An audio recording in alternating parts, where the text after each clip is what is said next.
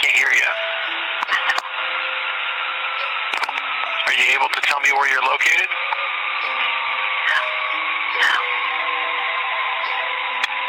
Are you at a... 553 Sheldon Avenue Southeast, please hurry now. Okay, I got Sheldon. What's the number? 553, hurry, please hurry up. 553 Sheldon. Okay, can you tell me what's going on there? You just hurry up, please. I'm gonna die. You're trying to kill me. You already killed my name. Just hurry up, please. Okay, ma'am, I'll start the police that way. Can you tell me what your name is? Keyona. Who's the person who's causing trouble there? Please hurry up. Please hurry up. Please hurry up.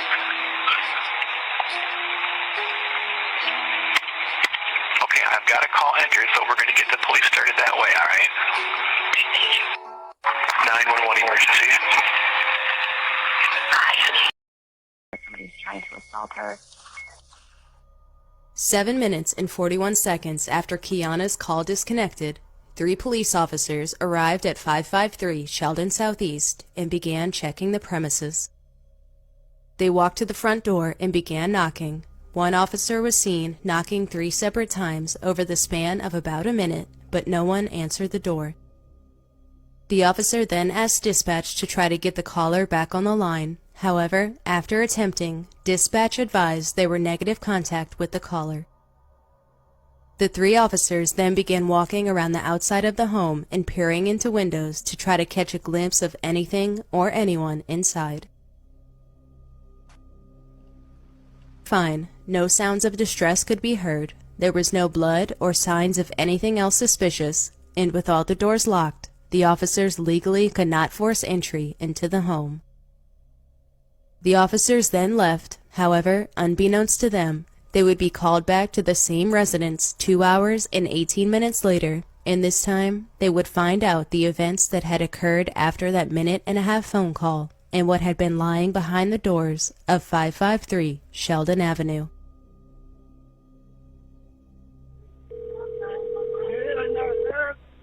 My suicide?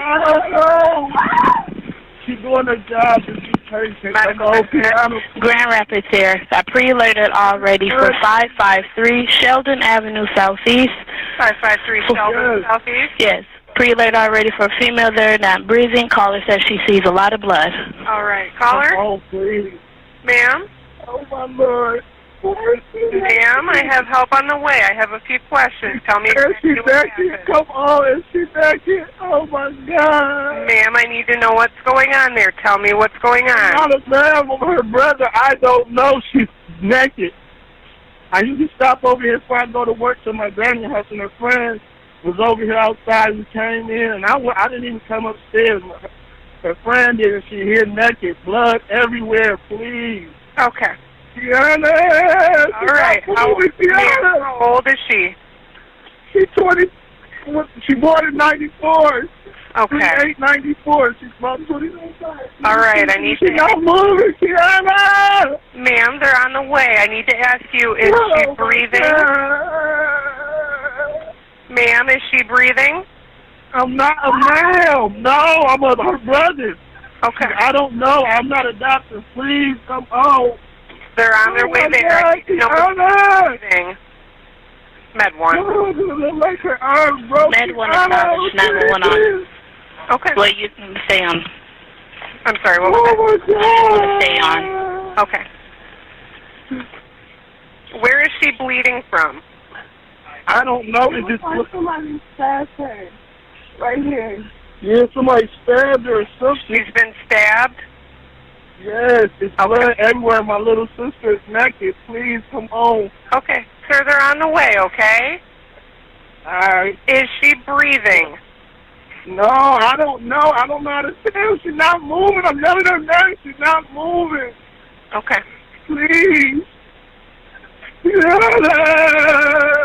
All right, they're on the way there. I need you to tell me now every time she takes a breath in. I need to know if she's breathing. Oh, no, she's not moving. It's like she's not breathing. everywhere, like she's been bleeding for a long time. Okay. All right, we're going to stage on this one as well. Okay. Please, come on. Commit suicide? I don't know. She's doing her job and she's patient. Medical Grand Rapids here. I pre-alerted already for 553 Sheldon Avenue Southeast. 553 Sheldon Yes. Southeast. Yes. Pre-alert already for a female there not breathing. Caller says she sees a lot of blood. All right, caller. Oh, please. Ma'am? Oh, my Lord. Ma'am, I have help on the way. I have a few questions. Tell me Is she exactly what naked? happened. Come on, is she naked? Oh, my God. Ma'am, I need to know what's going on there. Tell me what's going on. Not a man with her brother. I don't know. She's naked. I usually stop over here before I go to work to my granny house, and her friend was over here outside. We came in, and I didn't even come upstairs. Her friend did, and she here naked, blood everywhere. Please, Okay. Keyona. All right. How old is she? She's 20. She born in '94. Okay. 94. She's about 29. All right, I need She's to... not moving, Keyona. Ma'am, they're on the way. I need to ask you, is she breathing? Ma'am, is she breathing? I'm not a ma'am. No, I'm her brother. Okay. I don't know. I'm not a doctor. Please come on. They're on their way there. I need to know if she's breathing. Med 1. Like her arms broken. Med 1 established, 911 on. Okay. Well, you can stay on. I'm sorry, what was Oh, my God. Stay on. that? Okay. Where is she bleeding from? I don't know. It just looks somebody stabbed her. Right here. Yeah, somebody stabbed her or something. She's been stabbed? Yes, it's blood everywhere. My little sister is naked. Please come on. Okay. Sir, they're on the way, okay? All right. Is she breathing? No, I don't know. I don't know how to tell. She's not moving. I'm yelling her name. She's not moving. Okay. Please. All right, they're on the way there. I need you to tell me now every time she takes a breath in. I need to know if she's breathing. Oh, no, she's not moving. It's like She's not blood breathing. everywhere. Like she's been bleeding for a long time. Okay. All right, we're going to stage on this one as well. Okay. Please, come on. Keyona Griffin's story, her tragic and unsolved murder. The final moments of Keyona Griffin's life were captured in a 911 call to a dispatcher in Grand Rapids, Michigan. "I need help," Keyona whispered. "Can you just hurry up, please? He's trying to kill me. He already killed my auntie. Can you hurry up, please?" Keyona Griffin and her aunt, Choletta Bababe, were killed in March 2019 at 553 Sheldon Avenue, SE. Could a more thorough response by police have saved Keyona's life or, at the very least, led to the arrest of Darrell Brown, the key suspect? This is Keyona Griffin's story. Police responded to Keyona's call but didn't observe anything suspicious. A year after the murders, Jacqueline Bababe talked to Wood 8 about her granddaughter's character. Keyona, she was just a brilliant smile. She lit up a room when she walked in and she was a ride or die. If she was for you, she was for you. If she wasn't, she wasn't. She was just a sweetheart, just a sweetheart. She'd do anything for anybody. I just miss her. Keyona lived at 553 Sheldon Avenue, SE with Jacqueline, Choletta, Darrell Brown, the suspect and Choletta's boyfriend. Choletta's body was found lying in bed under a blanket, with a bullet wound in the back of the head. She heard earphones on and probably didn't hear the shooter approach. Police found Griffin's body in an upstairs bedroom, nursing 4 bullet wounds, including one in the face. She likely heard or saw the murderer kill her aunt and was hiding in the bedroom. Keyona whispered when talking to the 911 dispatcher because she didn't want to give away her location. 3 officers arrived at the residence roughly 8 minutes after Keyona's call disconnected. Body cam footage shows one of the officers knocked on the front door 4 times, once with the knocker and thrice with his fist. Hearing no response, he jiggled the doorknob and discovered the door was locked. The dispatcher told the officers that the attempts to reach the caller had failed. Another officer peered through a window into the dining room area while another peeked around the back. Nothing and empty, the officers concluded. One officer suspected the caller was a 96 cop talk referencing a caller with mental health issues. Roughly 4 minutes after arriving at the residence, the officers left. Kent County Prosecutor Chris Becker explained the police's actions. There was no blood. It's a shut-up house. The house is a very protected, Fourth Amendment. You've got to have some pretty good reason to go in. There has to be something that drives them more than just a phone call, because there's people out there who prank call to get people, unfortunately. The police chief said the police regretted not showing more urgency.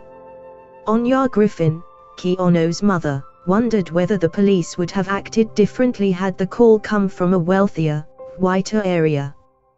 Griffin said, "I know people will say, oh, you want to pull the race card, and I don't know the officer's motives. It could have been because of the color of her skin. It could have because of the geographic location of where it happened."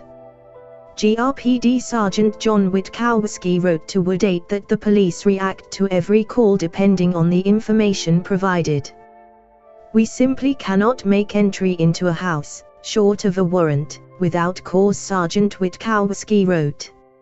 He added that the officers didn't observe anything to justify forced entry into the house. 2 hours and 18 minutes after police left, Sanford Cummings too called from the same location, saying his sister, Keyona, wasn't moving and there was blood everywhere. Cummings too tried performing CPR, but Keyona was long gone. In February 2020, Sergeant Witkowski stated that, in hindsight, the officers would have broken into the house after Keyona's call. "The officers and dispatchers are absolutely beating themselves up over this," Sergeant Witkowski told MLive. "At the end of the day, it's a tough call. Some say, yeah, go in. Others say, right call." During the anniversary of the murders, Keyona's family stated they still blamed the police for their response. Jacqueline said, "They didn't take it serious because where we live at, who they thought we were. That didn't mean anything to them, because if it did mean something to them, they would have handled it better." Griffin's family said the fact that Keyona said someone was trying to kill her, not to merely assault her, gave police enough reason to barge into the house, but they didn't. Sanford Cummings Sr., Keyona's godfather, said, "What was so senseless about this and just a tragedy and injustice is to walk up with no sense of urgency, no sense of importance, I mean just took their time. At 1 o'clock you get another call to the same house and you come here, and you got to bring my family out in body bags because you didn't care at 10 o'clock, Jacqueline Bababay added. Keyona's family didn't notice anything suspicious about Darrell Brown's behavior. Choletta met Darrell Brown in the library, he was her first serious boyfriend. Choletta always saw the good in people and she just trusted that he was a good person and Keyona could see right through him, Anya Griffin said. Darrell had lived in the house for 2 years, but the family only knew him as Jay. Brown was sweet and nurturing, the family said, but preferred solitude. Detective Kelly Briott wrote, "What we were gathering was that most did not care for Jay and did not speak to him often. We were told Jay did not have a job, he did not use Facebook as far as they knew, they did not know any of his family, and they did not have a phone number for him." A detective searching Choletta's closet found a box containing prison letters from Darrell Brown to Keyona's aunt. Brown signed the letters as Jay. The jail mail helped police officers identify Darrell Brown, a man with an extensive criminal history. The family only knew Jay had gone to prison for failing to pay child support.